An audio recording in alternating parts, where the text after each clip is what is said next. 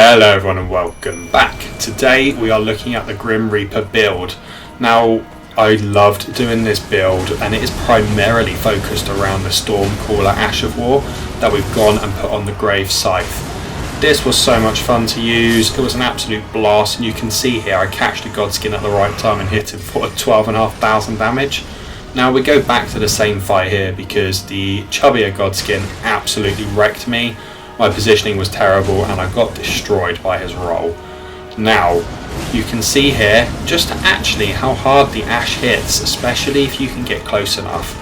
The slight downside with this is just the positioning sometimes you have to be in and the lack of space you really have to get the ash off.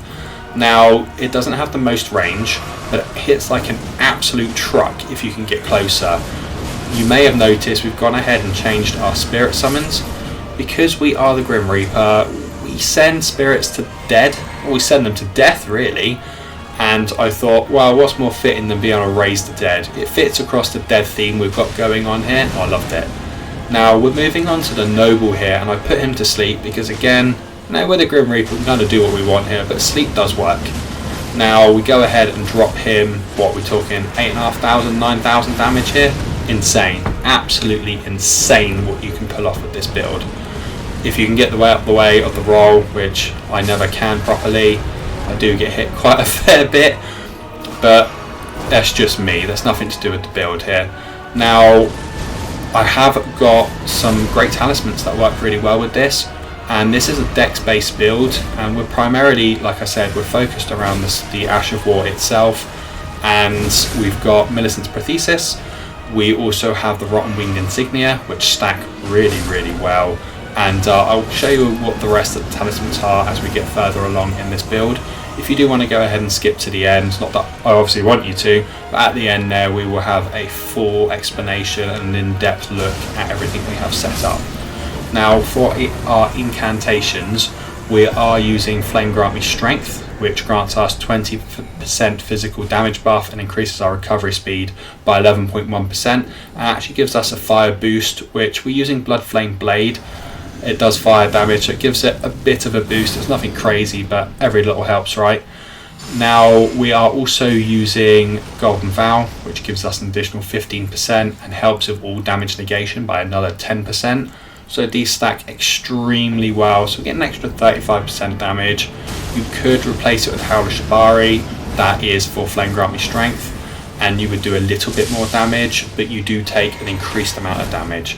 Now you don't have the highest resistance in this build, just due to the fact is our armour is just for roleplay purposes. It's for no other purpose. It just looks badass, we're summoning the dead, we're taking souls, and we're drinking our milk.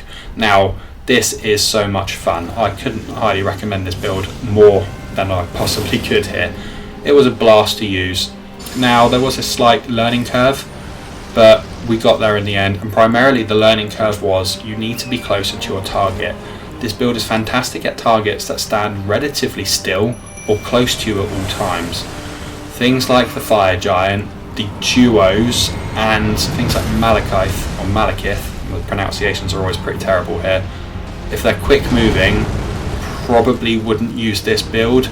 I did use this in PvP as well, and the PvP aspect was actually really good because I focused around using the flies that I have, Swarm of Flies, which does grant hemorrhage if they land. Now they're really easy to dodge, but I'm terrible at PvP, and if you come up against someone that's never seen them before, you can spam them, kind of like a bit of a machine gun going on, and you can wreck if they're not getting out of the way quick enough.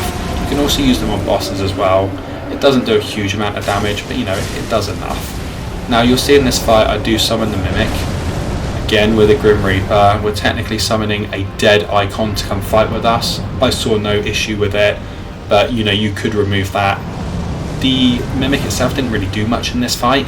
It was more, it's a lot of running around in this fight really. You're trying to get to his feet all the time. Smack the feet, even when you get into the second phase you want to smack the feet. You can go for the face and the hands, but I wouldn't recommend it. The Fire Giant, for me personally, is a notorious boss that I always had struggled with. I think it's the boss that claimed my life the most times, and it took me something like 3 days to kill it for the first time. With this build, I think it took me 2 attempts, and that's just because my first attempt, my positioning was so bad with it. I got my ass kicked one too many times. And this is it with this build. It's all about positioning. Get close enough and you'll do an absolute ton of damage. And again, it's also a bleed build as well, because the Scythe does build up bleed. And yeah, it's brilliant. It's absolutely brilliant. You can do huge chunks of damage, as you've seen with the godskin, and actually towards the start of this fight, it just does so much damage. The legs itself don't take a lot of damage, but that's just the way the boss is set up.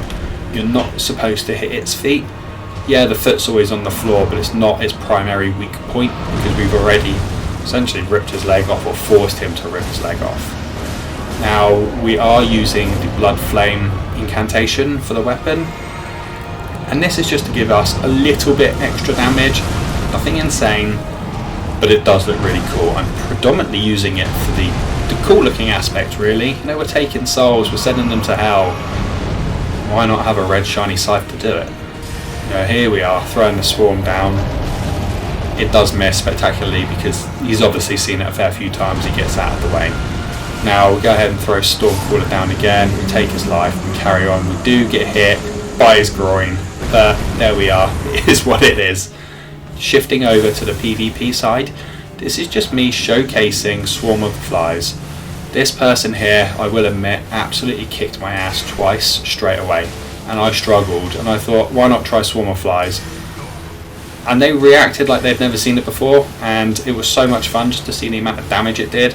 It cost very little FP, and the stamina regens so quickly, and you can see here, when it hits with the massive hemorrhage, does 700-800 damage in one hit. It is insane. Now we are coming up to the skill side of it. What have we got here? We've got Grave Scythe, any seal you want. We have the Royal Remains set, and this has a great boost as well. I'll explain that in a bit. We have the Lord of the Blood, Millicent's Prosthesis, the Rotten Winged Insignia, Shard of Alexander, and in our Flask we have the Strength Knot Crystal Tier, which allows us to get an additional 10 strength. We also have the Faith Knot Crystal Tier.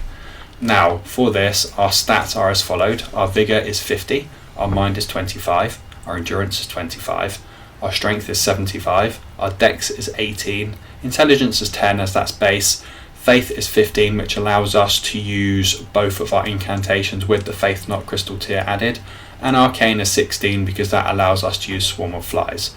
Now, with the Royal Remains set, you get the ability, once you hit low health, to start health regeneration. It's a nice little perk to have on this. It's not groundbreaking, or it's going to really affect your gameplay all that much, but it is fantastic to have on because, you know, every little helps. Why not? The Great Rune we have down is Godric's Great Rune, which if you activate it with your Rune Arc, you get 5+ stat to every single one, which again just helps out. It's extra bit of damage. Yes, it pushes us to the 80 cap without the Strength Knot. We use Strength Knot, it pushes us to 90. Yeah, we're 10 over, so we're not really getting a huge amount of bonus from it.